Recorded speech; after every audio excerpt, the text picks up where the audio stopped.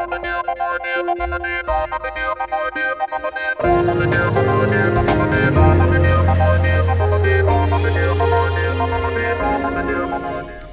welcome to India Hangout. 15,000 people have signed a petition. These include some of the top industrialists of the country. The names are Rahul Bajaj, Chris Gopalakrishnan, ex-founder of Infosys, Pawan Munjal of Hero, Adi Godrej, Kiran Mazumdar Shaw, asking Parliament to resume work in many ways. The petition that they've signed says Parliament should be allowed to function, debate and legislate. Now this raises some very interesting questions. The first, of course, is in some ways India Inc. trying to interfere with the Parliament's functioning? But more than that, and the more tricky question is India Inc. doing it in some ways to make it sort of align with the ruling NDA and BJP government, and therefore raising questions about something not being done the way it should be done. And the second, of course, is this some sort of back channel lobbying that India Inc. is doing on behalf of the NDA? I mean, showing that this is an issue which needs to be addressed, but in a manner that is addressed in an impartial way, because GST, which is one of the critical points that's been raised in this petition, is something that benefits all of us, and I'm talking about the goods and service tax. Okay, we've got three guests to talk about this. I've got Siddharth Vardarajan, editor of The Wire, joining in, Dilip Cherian of Perfect Relations also joining in, and Shankar Iyer is going to join in a little while. Siddharth, let me begin with you. So there is an emotional response to this from Congress and a whole bunch of other people, saying that, is Parliament going to be run by corporates and so on and so forth. But beyond that, what are you reading? So is that a question to me? Yeah, Siddharth, that's the question to you. Yeah, I think at one level the Congress is protesting too much, in my view. It is a fact that perhaps not with as much passion and in as dramatic a fashion as they have at this time, but if my memory serves me right, during the period when the BJP was blocking the functioning of Parliament, when Manmohan Singh was Prime Minister, I recall statements being issued by FICCI, CII, ASSOCHAM to the effect that Parliament should be allowed to function and so on. So it's clear that India Inc. has always had this view. Sure, I think the manner in which they've expressed themselves now and the language they've used would lend itself to the charge of being partial to the government. After all, one could make a plea for Parliament to function even as one assigns blame to both sides, because there is merit in, or there was merit in the Congress's charge that the government also has a role to play in creating an enabling environment for Parliament function. So I think if the industrialists who signed the statement had been more judicious in the way they drafted their note, this would have gone down better. Right. But I think everybody's entitled to place demands on parliamentarians, and they've done this. But it's Parliament has now been adjourned sine die in any case, and I think there this matter is likely to end. It does reflect the frustration, obviously, of the business community, not only towards the Congress, but I dare say a certain amount of impatience, because these are the guys who backed the BJP and Narendra Modi in the election, because the government that did quickly on the kind of reforms that they want to see. I'm not sure whether those reforms are what the country needs necessarily. Right. But so that's clear that this is what the country they want. So that's a good point. So you're saying it's not just frustration at the Congress not coming together in Parliament and passing the goods and services tax bill, but it's also in a way expressing frustration with the BJP itself for not being managed, literally doing the flow management on the House of Parliament. Okay, I'm going to come back in a moment. Dilip, what's your sense? I mean, is this something that India would have done were it not for the BJP in such a powerful majority, and therefore being the party with whom they would like to see themselves as aligned, or at least give that perception of being aligned for the next few years? I think there's an issue of alignment and of showing their bias. But I think at this point of time, what most industrialists and politicians are not understanding is that the methods of putting pressure on any institution by corporates is going to change. It's not the old style kind of meet and greet and then plead and plead.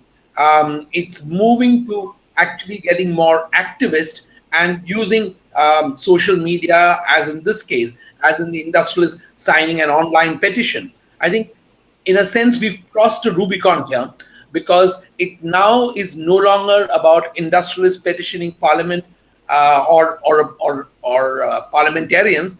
It is about actually placing it in the public domain, which results in a higher level of embarrassment all around.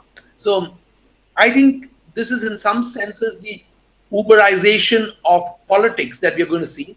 And this is happening across the world, where companies are actually using social media to put pressure on lawmakers to do what is needed to begin to move the wheels of industry at a faster or more amenable rate. Right. So that's an interesting point. So Siddharth, do you buy that? I mean, India Inc. coming together in this form, using elements of social media to do this, is really more a sign of fundamental change in the whole, communication and communication space, rather than someone getting more empowered or feeling more empowered as citizens to express their voice or their frustrations, as the case may be. No, I think this is novel because in today's day and age, the forms of communication have a tendency to get amplified in a much more dramatic fashion thanks to social media. That might have been the case 10 years ago, when a similar petition would probably have been carried as a news item in a newspaper and perhaps made it to the 9 o'clock news on television, right? So there is a sense in which the industrialists are able to reach over the heads of the political players themselves and implicate a wider audience in their demands, much as other petition mongers or other writers of petitions, whether it be for commuting the sentence of Yaqub Memon or whatever it is, resort to these kinds of means. So I think that it's inevitable that the forms of communication and protest will move with the times, and political parties use social media to issue appeals. The Prime Minister does it, Sushma Swaraj does it, the Congress Party does it. The Congress Party has perhaps been late in being able to exploit these forms of communication. But they've started to do it now. You have leaders like Vijay Singh who are certainly a presence of it. I think it's added a new sharpness to the debate.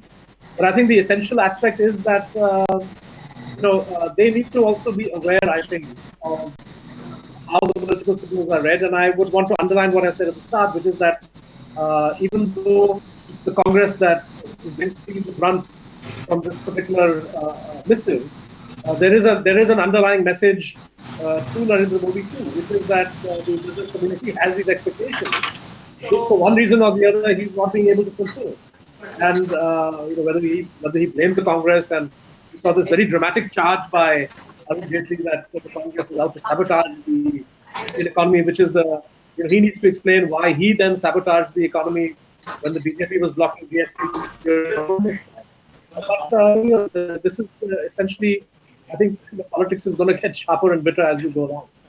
Sharper and bitter, yes, absolutely. Shankar, I think I know you've joined us, but if you can hear me, where do you stand on this debate? I mean, is it that we are seeing, thanks to a whole lot of other extraneous factors, India Inc. too becoming sharper and more involved in the debate and obviously more aggressive and proactive, or is it another sort of more larger, in some ways dangerous game that they're playing? Shankar? I'm sorry, I couldn't hear the last part of the queue. Govind, what was the last part of the queue? Shankar, so how do you read this, the whole, India Inc. signing petitions, aggressively going out? I just wanted to add to what Siddharth was saying, that, Kiran Mazumdar-Shaw has also written an article on LinkedIn. So that's another sort of tool on the same subject, and that's another tool to throw into this whole social media mix, which of course, or the internet digital social media mix. So how do you read it, Shankar? Well, Govind, the essence of politics is about votes, about retaining majority or acquiring majority. I don't think those who are signing online petitions matter in any election past or present. So they are influencers, they are trying to influence people to take the right step. But political parties typically are looking at the bottom two quintiles of the population of the income pyramid. And for them, the issue is not so much about what Kiran Majumdar Shaw is saying or what Adi Godrej is saying. They are maintaining their vote bank. The Congress feels empowered after the retreat of the BJP on the new land bill, and they have whatever political strategy or calculations.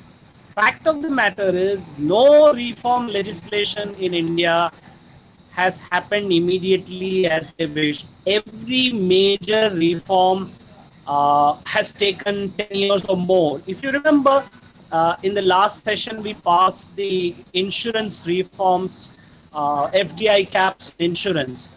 Now, that is a process that was started by Yashwant Sinha in 1999, and it came to 49% during the tenure of Jayant Sinha, who piloted the bill. So you have Sinha to Sinha reforms in this country, and that is how it's going to proceed. Right. Right. Okay. Dilip, I mean, I think that's a good point too. That things are going to take time, and whether you like it or not, and therefore maybe India Inc. should not have been so frustrated at this point. But at the same time, I mean, is there one cannot go away but feeling that there is something more to it than meets the eye. I mean, something a little more insidious. Govind, can I interrupt 1 minute and add a point? Yeah, go ahead, Shankar. A smarter strategy from the BJP, whoever was trying it, would have been to get the chief ministers of the consuming states, who are the real beneficiaries of the GST, to get something going on ground supporting the passage of GST. And that may have had a better impact on the politics of legislation than getting some 20,000 or whatever odd people to sign the pro-GST bill. Right. Okay. Except that many of these 15,000 people could also arguably have paid, or contributed economically or monetarily to the success of this campaign, at least as is argued. Dilip? My take on this is that both India Inc. and India Emerging are going to be extremely restless with this pace of change. I think parties need to recognize this, and I think the sooner parties come to terms with this, the faster they'll be able to get back their relevance. This may be not the right context to say this, but Parliament is now increasingly being seen by corporates as well as the general public as really just performing a job of getting the right kinds of legislation drafted, debated, and then passed. Most parliamentarians have a larger than life image of themselves and of the image of Parliament with the common person. To some extent, corporate honchos may also continue to be living in a strange kind of cuckoo land of a few years ago. But I think today the whole game has shifted quite far from where it was during senior Yashwant Sinha's time. I agree with Shankar's point, and I agree with what Siddharth said, but I think there is time compression happening, which we are conscious of, but not acknowledging as political parties. Right. Siddharth, as we sort of spin forward, there are. I mean, we are looking obviously at two sides of it. One is India Inc. Would you think that India Inc. needs to, therefore, since now it's already made the first step or taken the first step, it needs to come back in a way that is a little more long-term, engaging with this world, and therefore, therefore it sort of becomes neutral to whichever party may be in power. And secondly, of course, is the politicians. I mean, Congress has reacted emotionally in this case, and sort of hurled back accusations and so on. And there are some very interesting ones, including from Sharad Yadav and Manish Tiwari. But how should politicians react? I mean, should they be saying that business has no business trying to interfere, or even saying anything about what they should be doing? No, the irony is that politicians are quite happy to deal with businessmen and women and business pressure as long as the mode of communication is private. And that's the way that politics has been transacted in this country for 67 years, right? I mean, businessmen have found ways and means of communicating their policy preferences and often getting those implemented, either acting as a collective or individually. Often, if I'm blunt, on the basis of rent, providing rent to people in power. So it's not the communication that the politicians are opposed to. It's the mode, it's the manner of communication, and the fact that this is happening in the public domain. And I think here, if I were to be a little critical on my tribe and yours, we also need to ask ourselves as journalists, why are we privileging the voice of industrialists over the voices of other petition writers? If tomorrow, as we, for example, if 20,000 and circulated the petition, and these kinds of petitions circulate all the time, quite frankly, saying that the land acquisition bill should not be amended, or that Narega should not be diluted, or that the government should spend more money on health and education. Would we give even if a small fraction of time to these petitions? Right. It's precisely because as media, we are hardwired to accord the voice and petition mongering of industrialists priority than other sections of the population. That the politician then feels that he or she is coming under pressure. So if we were in a way more balanced in the way that we communicated the voices of all sections of society, all petition writers, so that Parliament is then confronted with not just the demands of the industrialists, but also the demands of farmers, of workers, of students, of women, Right. different collectives who equally this country belongs to, and who have a right to have a same policy. Across the board, whether it's at budget time or at other times, it's the industrialists whose voice is always privileged. And I never understood why this has to be the case. I can understand why they would want to protect their voice, but why do we in the media act as if they are the only legitimate stakeholders in the great and glorious Indian economy? Right. No, I think that's a very valid point, Siddharth, and thank you for that. I think, and we're going to run out of time shortly, but let me come back to also sort of closing comments from both Dilip and Shankar, and then I'll come back to Siddharth. Dilip, there are 2-3 things that have emerged. I think so. One is the fact that, yes, there is a need to highlight some issues. GST was something that was critical for India Inc., and therefore it sort of reached a point of frustration. The second is that, in some ways, India Inc. is also putting indirect pressure on the BJP itself for not managing the floor effectively or efficiently and so on, and therefore, at least at this point, has failed to get through a key piece of legislation. The third, as Siddharth points out, is also the fault of media, which is people like us to highlight and perhaps over-dramatize the importance of India Inc. in the manner of, in the scheme of things. And to that extent, perhaps we are at fault. So if we were to go forward now, and comes back to the question I asked earlier as well, how should these 2 constituencies or maybe 3 constituencies be playing on this issue in future? One is the politicians, the second is India Inc., and third is media. I think politicians need to understand that their relevance is at threat, and there is a serious chance that they might become more and more irrelevant, especially in the current decision-making scenario. As far as India Inc. is concerned, I agree that they need to be seen as being even-handed, but even-handedness naturally requires them to be also, in some senses, paying enough attention to both sides of the spectrum. But in this case, they feel that they are entitled to push the Congress, which is actually the ones where they have less influence with, because as we all know, India Inc. paid more money to the BJP is what the allegation that the Congress is making today. So they're saying that, you're taking sides with them, but why aren't you putting pressure on them? And as far as media is concerned, I think that, for example, in the case of the OROP, which is the one rank, one pension, it was the voice of pensioners and former army men that media was playing up. So I think it's horses for courses, and it's natural that on business issues, corporates and trade unions, and in this case, trade unions are not so significant, will get more airtime. And on a separate issue, it should be something else. So at budget time, it's normal that business voices would be heard. But for example, when it's old age pensioners, it's a different voices which need to be heard. Certainly, corporate voices don't need to be heard at that time. Right. Okay. So, Shankar, as we sort of close this up, the fourth dimension that came up in the conversation so far is really the role of social media, the role of the digital, internet connected, wired world, where everyone is sort of able to express an opinion faster, clearer. I was mentioning earlier, Kiran Mazumdar, apart from signing the petition, also wrote a piece on LinkedIn, which I'm sure was read by a lot of people, mostly perhaps in industry or managers and so on, but nevertheless read. And of course, there's the whole social media push. So where is this headed, Shankar? Well, those who are organized will always be heard louder. Writing in LinkedIn is rather preaching to the converted. But that aside, there is really only one constituency, and that is of growth. The arguments thereafter can be of redistribution.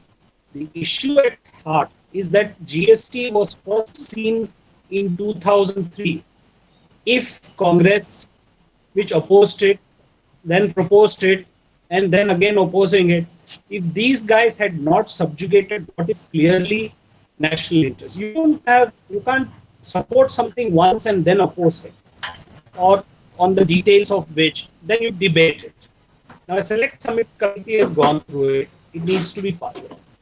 The bottom line is you could have had a GST if the Congress was proactive in 2004. Indian industry, Indian consumers could have benefited. The GDP would have gained much more traction because 2004 to 2007 there was higher global growth. Now we are back in between Yuan and Tutu Maimai. I don't know where this bill is headed next. Special session doesn't look very fruitful. But this is the beauty of a noisy democracy. Those who are organized will shout louder. Those who are not organized will find other ways to leverage their votes. Right. So let's hope they do that. Siddharth, last word as we close. I think this is, as I said, it's natural in a democracy for people who have an interest to articulate those interests in any way that they can. But I just want to underline that, what issues get raised at what point. I mean, this is one instance where, there are very few times that petitioners become headlines. One rank, one pension is one example of pensioners, but if you look at the complaint of or the demands of the millions and millions of pensioners who have never been in the army who want to live, there's a whole movement that people like Jean Drez and Aruna Roy have been involved in. They've had to struggle to have media cover their demand. So there is a bias in the way the media approaches things. Certain organized people are able to have their voices heard more effectively. This is the fact of life. I wish that would change. I don't see it happening anytime soon. Right, and that's something that we, of course, here should try and create a better balance, as all our panelists have pointed out. Gentlemen, Siddharth, Shankar and Dilip, thank you so much for joining us on the India Hangout. We're going to be back very soon.